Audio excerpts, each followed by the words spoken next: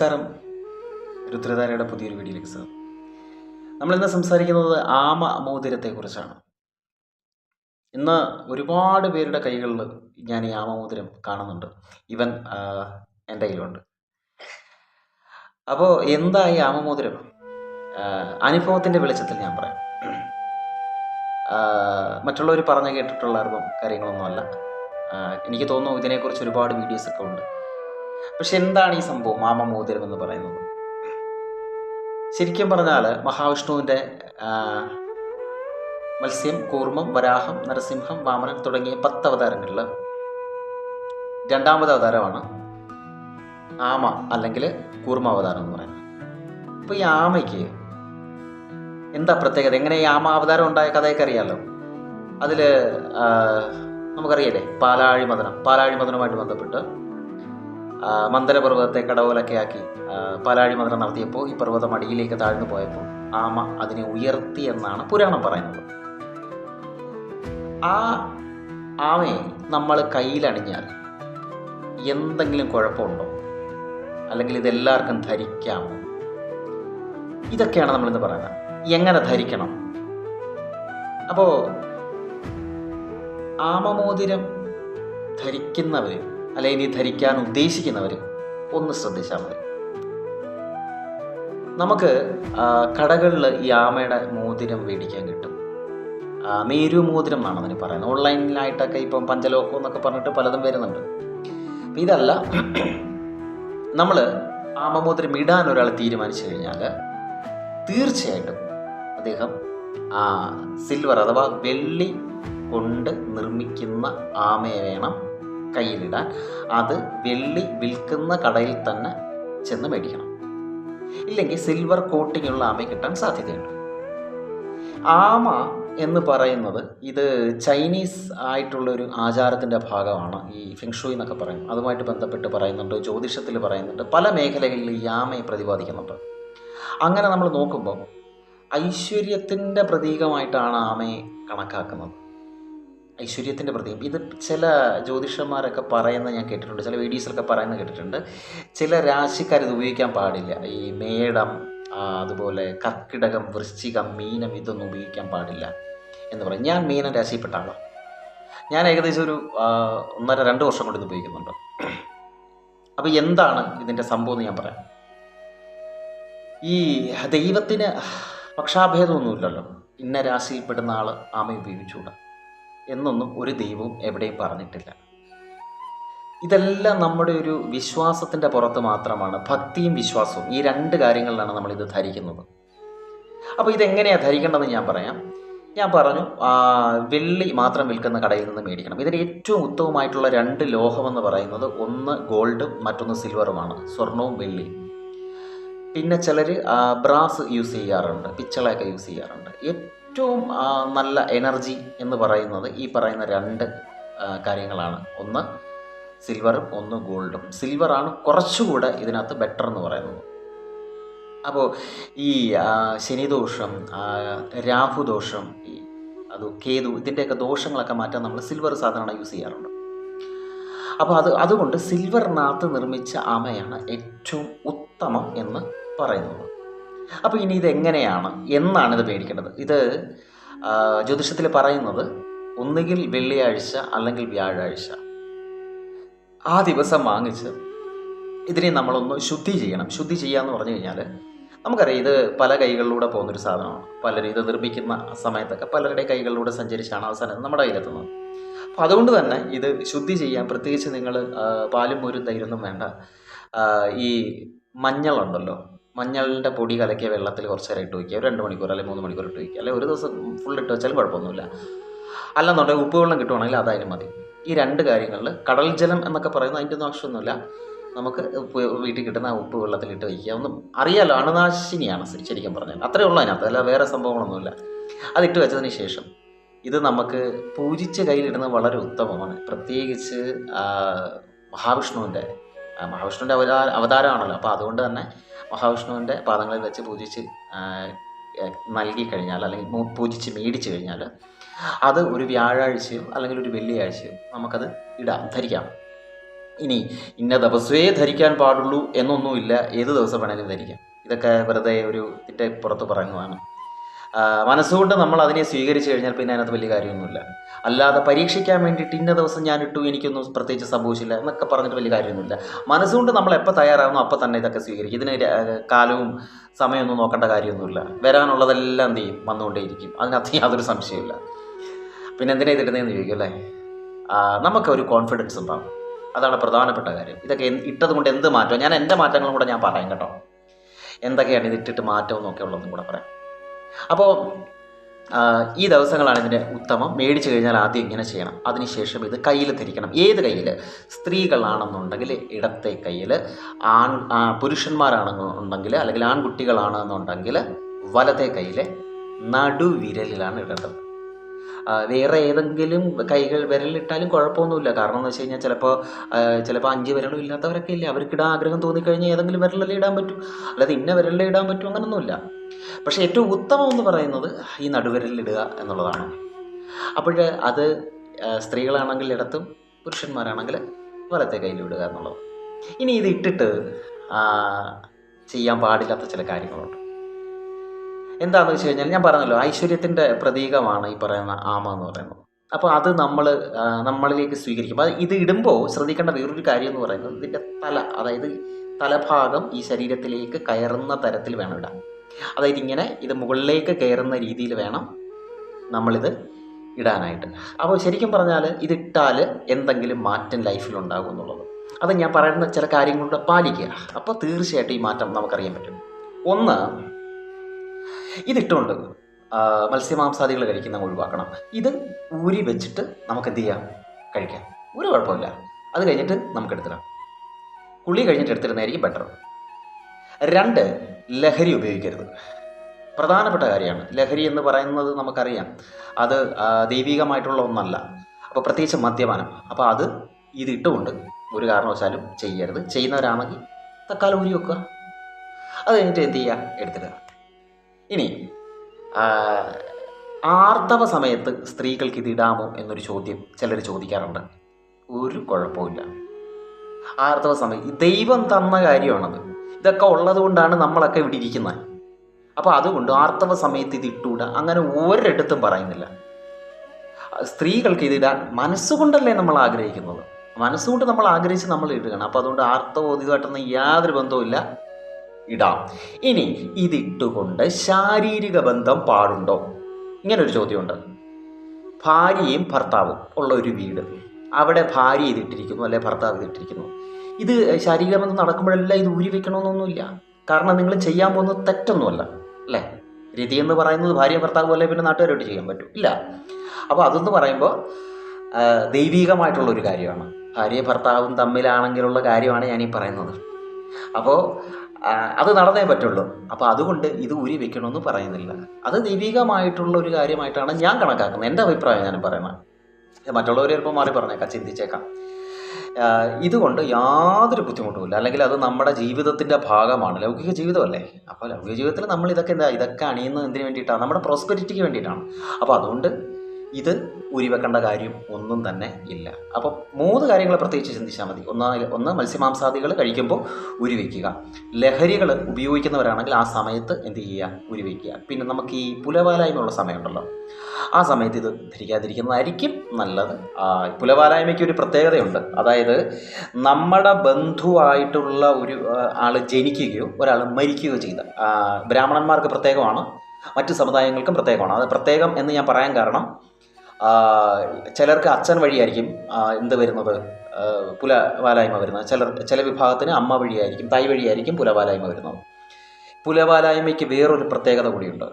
നിങ്ങളൊരു ക്ഷേത്രത്തിൽ നിൽക്കുകയാണെന്നുണ്ടെങ്കിലാണ് ചിലപ്പോൾ നിങ്ങളുടെ ആരെങ്കിലും മരിച്ചുപോയി, അപ്പോൾ എന്താണ്, പുലായ്മ വന്നു. അപ്പോൾ നമ്മൾ എന്താ ചെയ്യുക, അവിടെ ഓടി പുറത്തിറങ്ങാന്നുള്ളതേ ഉള്ളൂ. അപ്പോൾ ഇത് നമ്മൾ അറിയുന്നിടത്താണ് കാര്യം. അതായത് മനസ്സുകൊണ്ട് നിങ്ങളൊരു ബന്ധുവിനെ മനസ്സുകൊണ്ട് വേണ്ട എന്ന് വെച്ചാൽ, നിങ്ങളൊരു വ്യക്തിയായിട്ടുള്ള ബന്ധം മനസ്സുകൊണ്ട് വേണ്ട എന്ന് വെച്ച് കഴിഞ്ഞാൽ അവിടെ പിന്നെ ഒരു പുലവാലായ്മയില്ല, ഒന്നും തന്നെ ഇല്ല. അപ്പോൾ നിങ്ങൾ അറിയുന്നിടത്താണ് ഈ പുലവാലായ്മ എന്ന് പറയുന്നത് വരുന്നത്. നിങ്ങൾ അറിയുന്നിടത്ത്, നിങ്ങൾ അറിഞ്ഞു തുടങ്ങുമ്പോൾ നിങ്ങളുടെ മനസ്സിൽ. അപ്പോൾ അതുകൊണ്ട് എൻ്റെ അഭിപ്രായം ഞാൻ പറയുന്നത്, നമുക്കൊരു ബന്ധമില്ല എന്നുണ്ടെങ്കിൽ പിന്നെന്താണോ, പിന്നെ എന്ത് പുലവാലായ്മയാണ് എന്നുള്ളതാണ്. ഞാനത് എൻ്റെ ഒരു ചോദ്യമാണ്. ഞാൻ എന്താണോ ഫോളോ ചെയ്യുന്നത് അതാണ് ഞാൻ പറയുന്നത്. നമ്മുടെ ഒരു അമ്മാവൻ മരണപ്പെട്ടു പോയി, നമുക്ക് അയാളുമായിട്ട് യാതൊരു ബന്ധവുമില്ല, നമ്മളിത് അറിയുന്നതുമില്ല, നമ്മൾ ക്ഷേത്രത്തിൽ പോകാറില്ലേ? സ്വാഭാവികം. അപ്പം നമ്മൾ അറിഞ്ഞാലേ ഉള്ളൂ പ്രശ്നം. ചില കല്യാണങ്ങളൊക്കെ നടക്കുന്ന സമയത്ത് കണ്ടിട്ടില്ലേ, വേണ്ടപ്പെട്ട ബന്ധു മരിക്കുമ്പം ചിലരെന്താ ചെയ്യാറുണ്ട്, അറിയിക്കാറില്ല. സംഭവം കഴിഞ്ഞിട്ട് എന്താണ് എല്ലാവരെയും അറിയിക്കുക എന്നുള്ളൊരു സംഭവത്തിലേക്കാണ് പോകുന്നത്. അപ്പം കാര്യത്തിലേക്ക് വരാം, കാര്യത്തിൽ നിന്ന് പോകുന്നില്ല. അപ്പം ഞാൻ പറഞ്ഞു വന്നത് ഇത്രയും കാര്യങ്ങൾ ശ്രദ്ധിച്ചാൽ മതി.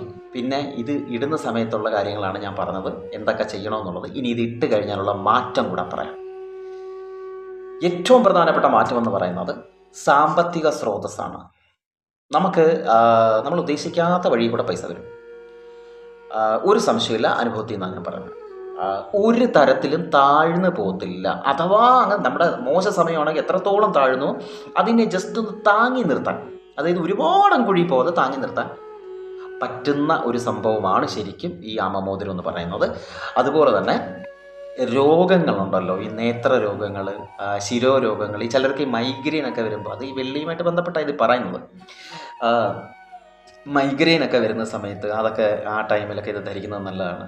അതുപോലെ ഈ ആർത്തവ ചക്രം കൃത്യമായിട്ട് നടക്കാത്തവർക്കും ഇത് ധരിക്കുന്നത് വളരെ നല്ലതാണെന്ന് പറയപ്പെടുന്നുണ്ട്.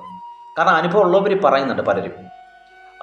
പിന്നെ അതുപോലെ തന്നെ മാറാവ്യാധികളൊക്കെ ഉള്ളവർ ഈ ആമമോതിരം ധരിക്കുന്നത് വളരെ നല്ലതാണ്. ഞാൻ എൻ്റെ ഒരു രീതിയിൽ പറഞ്ഞു കഴിഞ്ഞാൽ നമുക്ക് ആത്മീയത വർദ്ധിക്കും ഒന്നും. രണ്ടാമത്തെ കാര്യം, മനഃശക്തി ഉണ്ടാവും. ഓർമ്മശക്തി ഉണ്ടാവും. പല കാര്യങ്ങളും നമ്മൾ മറന്നു പോകത്തില്ല. പിന്നെ ആക്ച്വലി ഒരു പോസിറ്റീവ് എനർജി അത് നമുക്ക് ഉറപ്പായിട്ടും ഫീൽ ചെയ്യും. ആ പോസിറ്റീവ് ഇത് ഉപയോഗിക്കുന്ന അന്നേരം മുതൽ നമ്മൾ ഇതൊക്കെ പാലിച്ചാൽ, ഞാൻ ഈ പറഞ്ഞ കാര്യങ്ങളൊക്കെ പാലിച്ചുകൊണ്ട് മുമ്പോട്ട് പോകുകയാണെങ്കിൽ ഡെഫിനറ്റ്ലി നമുക്ക് ഈ ഒരു പോസിറ്റീവ് എനർജി നമ്മളെ സ്വാധീനിക്കുന്നതായിട്ട് നമുക്ക് മനസ്സിലാവും. പിന്നെ എന്ത് പ്രശ്നം വന്നാലും തളരത്തില്ല, അതാണ് ഏറ്റവും വലിയ കാര്യം. ലൈഫിൽ ഇനി ആകാശം ഒടിഞ്ഞു വീഴുന്നെന്ന് പറഞ്ഞാലും നമ്മൾ തളരാതെ അടുത്ത സൊല്യൂഷൻ നമ്മൾ കണ്ടുപിടിക്കുക എന്നുള്ളതാണ് ഇതിൻ്റെ ഒരു പ്രത്യേകത. ഇത് ഉപയോഗിച്ചാൽ ഒറിജിനൽ ഉപയോഗിക്കണം. ഈ ഓൺലൈനിലൊക്കെ പരിപാടി 500 രൂപ 600 രൂപയ്ക്കൊക്കെ മേടിക്കാൻ കിട്ടും. അതൊക്കെ പക്ക ഉടായിപ്പാ. ഇതിനൊന്നും പോകരുത്. നമുക്കിത് ധരിക്കാൻ ആഗ്രഹം ഉണ്ടെന്നുണ്ടെങ്കിൽ ഈ വെള്ളി വിൽക്കുന്ന കടയിൽ പോയി തന്നെ മേടിക്കുക. സ്വർണ്ണക്കടയിൽ ഇതിൻ്റെ ഒറിജിനൽ തന്നെ കിട്ടുന്നത്. അത് പോയി വാങ്ങിക്കുക, ഈ പറയുന്ന സമയം നോക്കി ധരിക്കുക. അതിനൊന്ന് ശുദ്ധി ചെയ്തതിന് ശേഷം അത് കയ്യിലേക്ക് ഇടുക. സ്ത്രീയാണെങ്കിൽ ഇടത്തെ കയ്യിൽ, പുരുഷനാണെങ്കിൽ വലത്തെ കയ്യിൽ. നടുവിരലാണ് ഉത്തമം എന്നാണ് പറയുന്നത്. നടുവിരലില്ലാത്ത ഒരാളെന്ത് ചെയ്യും? ഏത് വിരലിലും ഇടാം, ഒരു കുഴപ്പമില്ല. ഇത് കൈവശം സൂക്ഷിക്കുന്നത് നല്ലത് തന്നെയാണ്. അപ്പോൾ അതിൻ്റെയൊക്കെ പ്രതിമയൊക്കെ വീട്ടിൽ വയ്ക്കുന്നത്, ഈ ചെറിയ ആമയൊക്കെ മേടിക്കുന്നത്, അതൊക്കെ വീട്ടിൽ വടക്ക് വശത്തൊക്കെ വയ്ക്കുന്നത് ഫെങ്ഷുയി പ്രകാരം നല്ലതാണെന്ന് പറയപ്പെടുന്നുണ്ട്. ഞാൻ അങ്ങനെയൊന്നും വെച്ചിട്ടില്ല. എൻ്റെ ഒരു അനുഭവത്തിൽ നിന്നുമാണ് ഇതിനെക്കുറിച്ച് ഞാൻ സംസാരിക്കുന്നത്. അതുപോലെ തന്നെ ആമയ്ക്ക് വേറൊരു പ്രത്യേകതയുണ്ട്. നമ്മളിതിനെ എന്തുകൊണ്ട് ഇങ്ങനെ സൂക്ഷിക്കണം എന്ന് പറയുന്നത്, ഇത് നെഗറ്റീവ് എനർജി ഉണ്ടാക്കും. അങ്ങനെയും കൂടെ ഉണ്ട് കേട്ടോ. എന്തൊരു വസ്തുവിനും നെഗറ്റീവും പോസിറ്റീവും ഉണ്ടല്ലോ. അതായത് മനുഷ്യനാണ്, അശുദ്ധിയാവും, അത് ഉറപ്പാണ് അല്ലേ.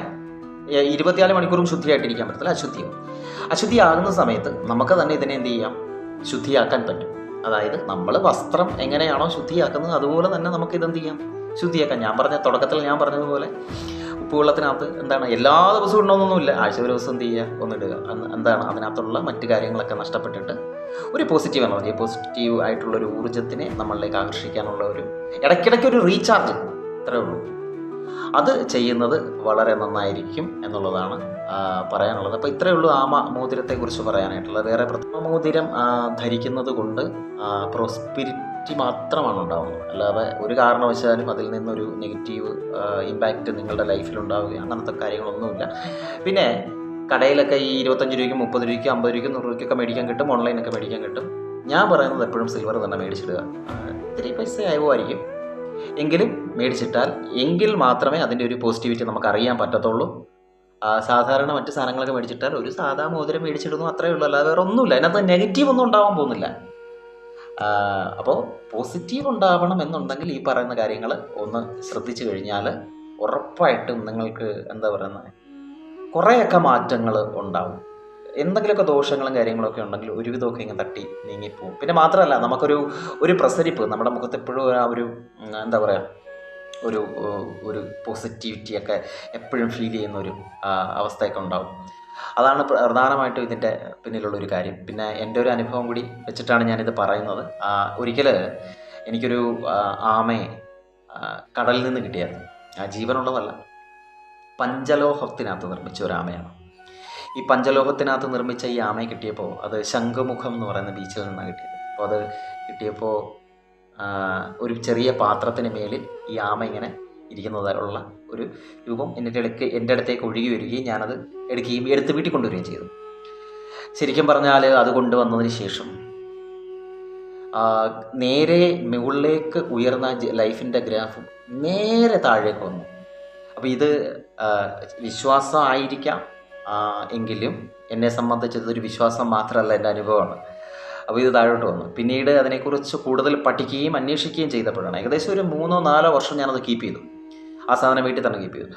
പിന്നീടാണ് എനിക്ക് മനസ്സിലായത്, ഇതുമായിട്ട് ബന്ധപ്പെട്ട് ചില പൂജകളൊക്കെ നടക്കാറുണ്ട് പല നാട്ടിൽ, പ്രത്യേകിച്ച് തമിഴ്നാട് പോലത്തെ സ്ഥലങ്ങളിൽ, അതുപോലെ തെക്ക് കിഴക്കൻ മേഖലകളിലൊക്കെ ഇതിനെ വെച്ചൊരു പൂജ ചെയ്യാറുണ്ട്. ഇത്തരത്തിലുള്ള രൂപങ്ങൾ വെച്ച് പൂജ ചെയ്യാറുണ്ട്. അതായത് ഈ വീട്ടിൽ ഒരു വീടുമായിട്ട് ബന്ധപ്പെട്ട് ഹോമങ്ങൾ നടത്തും. എന്ന് വെച്ച് കഴിഞ്ഞാൽ സാധാരണ നമ്മൾ ഉദ്ദേശിക്കുന്ന ഹോമങ്ങളല്ല, അല്ലാതെ ചില നുണുങ്ങ് വിദ്യകളൊക്കെ ഉണ്ട്. ഇതൊക്കെ ചെയ്തിട്ട് ഒഴിപ്പിക്കൽ സമ്പ്രദായത്തിൻ്റെ ഭാഗമായിട്ട് ഇവയെ കടലിൽ കൊണ്ട് കളയുന്നൊരു പദ്ധതിയുണ്ട്. ഇങ്ങനെ കൊണ്ട് കളയും. അതിൻ്റെ കൂട്ടത്തിൽ ചില കാര്യങ്ങളും കൂടെ ഉണ്ട്. ഇതിൻ്റെ ഈ ആമ മാത്രമല്ല, കൂടെ വേറെ ചില സംഭവങ്ങളൊക്കെ ഉണ്ട്. ഇതിനെല്ലാം കൂടെ ചേർത്ത് നമ്മൾ എന്ത് ചെയ്യുന്നു, കൂടെ കൊണ്ടുവന്ന് കടലിൽ നിമജ്ജനം ചെയ്യുന്നു. ഈ സാധനമാണ് എൻ്റെ അടുത്തോട്ട് വരുന്നത്. അത് എല്ലാം പറഞ്ഞ പോലെ മേളിൽ കൂടെ പോകുന്ന വള്ളി നമ്മൾ എന്ത് ചെയ്യുക, ഏണിയിട്ട് പിടിക്കാന്ന് പറയത്തില്ലേ, അങ്ങനെ അത് പിടിച്ചുകൊണ്ട് ഞാൻ വീട്ടിൽ കൊണ്ടുപോയി. പിന്നെ അവസാനം ഞാൻ തന്നെ അതിനെ എന്ത് ചെയ്തു, കൊണ്ടുവന്ന് തിരിച്ച് കടലിലേക്ക് ഒഴുകുകയും ചെയ്തു. അപ്പോൾ അതിനുശേഷം ആ മാറ്റവും എനിക്ക് അനുഭവിക്കാൻ പറ്റി. അപ്പോൾ അതുകൊണ്ട് ഇങ്ങനത്തെ ഒക്കെയുള്ള സാധനങ്ങൾ ഉപയോഗിക്കുമ്പോൾ ഒന്ന് ശ്രദ്ധിക്കുക.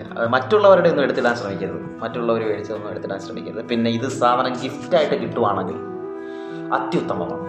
നമ്മൾ കാശ് കൊടുത്ത് മേടിക്കുക, നമുക്ക് ഗിഫ്റ്റായിട്ട് ഒരാളെ തരികയാണെങ്കിൽ, അത് പ്രത്യേകിച്ച് വെള്ളിയിൽ തരികയാണെങ്കിൽ അത് വളരെ ഉചിതമാണ്, ഉത്തമമാണ്. അപ്പോൾ അതൊക്കെ ഇത്രയേ ഉള്ളൂ ആമ മോതിരത്തെ പറ്റി പറയാനായിട്ടല്ല, അത് വേറെ ഒന്നും പ്രത്യേകിച്ചില്ല.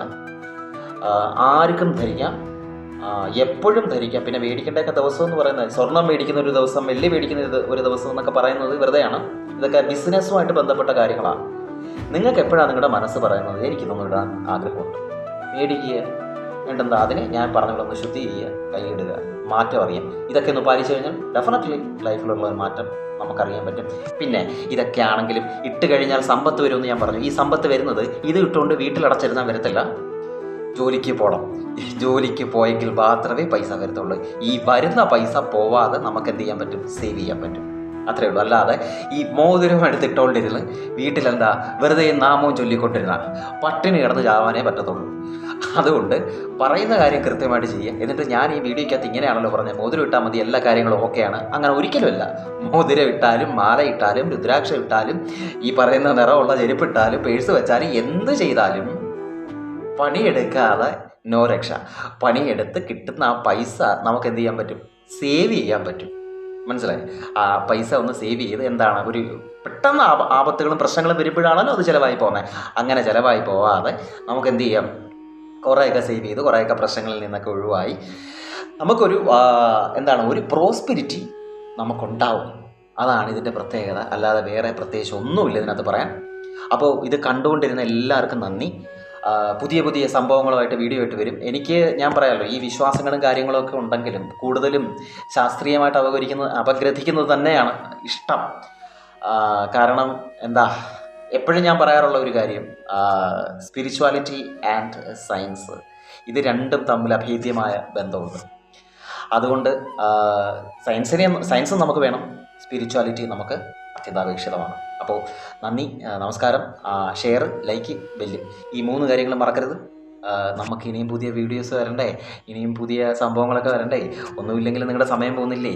അപ്പോൾ ഇതൊക്കെ കൊണ്ട് ദയവ് ചെയ്ത് ഈ സംഭവങ്ങളൊക്കെ ഒന്ന് ചെയ്താൽ അടുത്ത സൂപ്പർ വീഡിയോ ആയിട്ട് ഞാൻ വരും. പിന്നെ നമ്മുടെ ഈ സെറ്റപ്പൊക്കെ ഒന്ന് മാറും. ഓക്കെ, അപ്പോൾ ബൈ ബൈ. എല്ലാവർക്കും നന്മയും ഈശ്വരൻ അനുഗ്രഹിക്കട്ടെ. കാണുന്ന എല്ലാവരും അനുഗ്രഹിക്കട്ടെ. കാണുന്നതെന്നല്ല, നമ്മളെ മോശം പറയുന്നവരും ലോകത്തുള്ള എല്ലാവരും അടിപൊളിയായിട്ടിരിക്കട്ടെ, സൂപ്പറായിട്ടിരിക്കട്ടെ. അത്രേ ഉള്ളൂ. അപ്പം കാണാം.